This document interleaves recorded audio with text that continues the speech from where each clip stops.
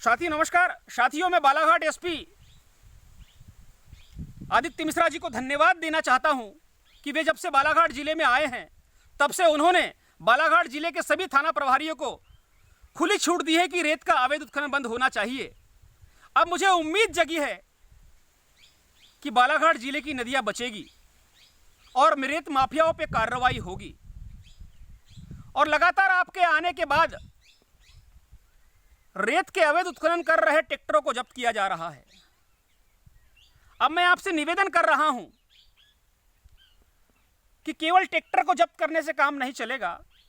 रेत के जो बड़े चोर हैं उनके डंपर, उनकी पोकलैंड मशीन और रेत चोर राजेश पाठक की जो मैंने शिकायत किया है उसके ऊपर भी आप कार्रवाई करें।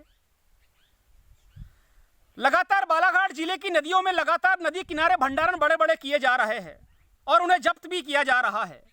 वहां पर पोकलैंड मशीन पाई जाती है, मगर पोकलैंड मशीन को आपके अधिकारी जब्त नहीं कर रहे हैं। ये बड़ी गंभीर बात है। तो आपसे मैं निवेदन करना चाहता हूं वो पोकलैंड मशीन और वो भंडारण को जब्त करे और भंडारण के लिए जिसने जमीन दिया है और जिसने भंडारण करवाया है उसके ऊपर एफआईआर दर्ज करके आप उनको जेल में डालें। मेरे द्वारा आपके कार्यालय को दिनांक 25/3/2025 को, 15 अप्रैल 2025 को और 30 मई 2025 को यह शिकायत की गई है कि किस तरह से बालाघाट जिले से रेत की चोरी करके सरकार के राजस्व की चोरी की जा रही है। दिनांक 25 अप्रैल 2025 को मेरे द्वारा रेत चोर, रेत माफिया राजेश पाठक की आपके कार्यालय को शिकायत की गई है, जिसने राहीवाड़ा सिवनी और ढुटेरा केवलारी सिवनी जिले से रॉयल्टी काटकर बालाघाट जिले की लगभग 3000 डंपर रेत की चोरी की है।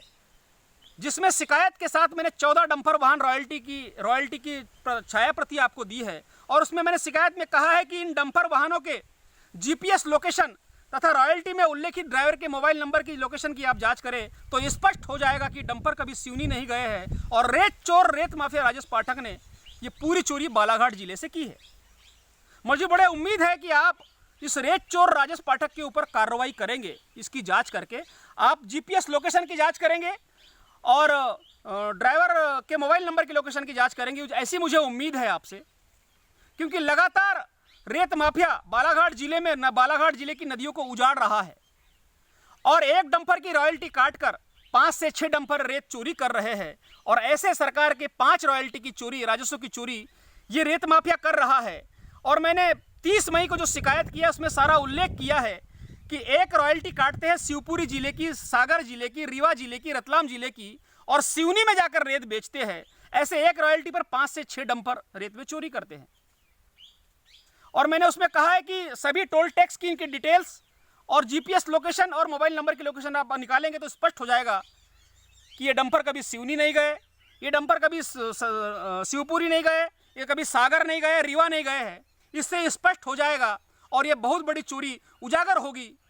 इसकी आप जांच करेंगे, ऐसी मुझे आपसे उम्मीद है।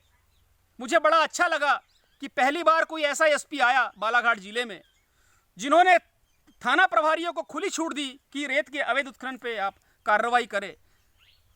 इसके लिए मैं आपको बहुत बहुत धन्यवाद देता हूं और निवेदन करना चाहता हूं कि पूरे बालाघाट जिले भर, कोडबी में, कटंगी क्षेत्र के कोडबी में, बमनी में, हरदोली में, आंजनबिरी में, चंदरकुआ में, चिचोली में, भौरगढ़ में, टिटवा में और अन्य स्थान पर नदी के अंदर रेत का अवैध भंडारण किया गया है।